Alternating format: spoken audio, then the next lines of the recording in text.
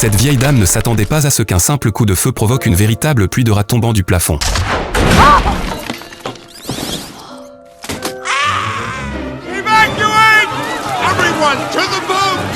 Face à leur maison détruite, le père a déclenché immédiatement le plan d'évacuation d'urgence. Et tandis que toute la famille fuyait pour sauver sa vie, seul un petit rat nommé Rémi fit demi-tour, déterminé à récupérer le livre de recettes du grand chef, ce qui le sépara de son clan qui s'éloignait déjà en barque. Et malgré ses efforts désespérés pour les rattraper, il finit par chuter dans les égouts, dans l'obscurité des canalisations. Rémi feuilletait précieusement ce livre de recettes, car en tant que rat possédant le meilleur talent culinaire de sa famille, il avait depuis son plus jeune âge démontré un odorat et un goût exceptionnels, au point qu'un jour il avait détecté du poison dans la nourriture et découvert de la mort au rat, devenant ainsi le contrôleur alimentaire officiel de son clan, chargé de vérifier la sécurité des aliments.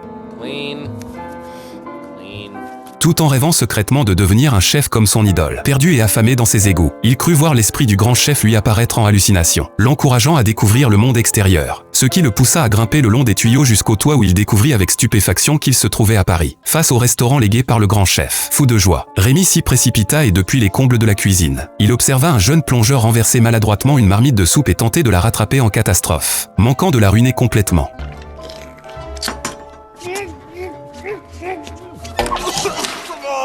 Ce qui fit trépigner d'impatience le petit rat qui ne pouvait tolérer qu'on gâche ainsi un bon plat. Profitant de l'inattention générale, il descendit discrètement, se lava soigneusement les pattes, puis ajusta la soupe avec diverses épices et aromates qu'il mélangea harmonieusement, créant rapidement un délice culinaire. Mais le jeune homme l'aperçut soudain et resta stupéfait devant ce rat qui cuisinait. À cet instant précis, le chef de cuisine s'approcha, forçant le garçon à cacher prestement le rat sous un récipient. Et voyant la louche dans ses mains, le chef entra dans une colère noire. Mais au beau milieu de ses réprimandes, la soupe fut servie au client, le plongeant dans la panique à l'idée que des plaintes pourraient ruiner la réputation du restaurant. Effectivement, un client demanda à voir le chef après avoir goûté la soupe, et c'est avec appréhension qu'il se présenta, pour revenir stupéfait car ce client n'était autre qu'un célèbre critique gastronomique qui avait adoré le plat.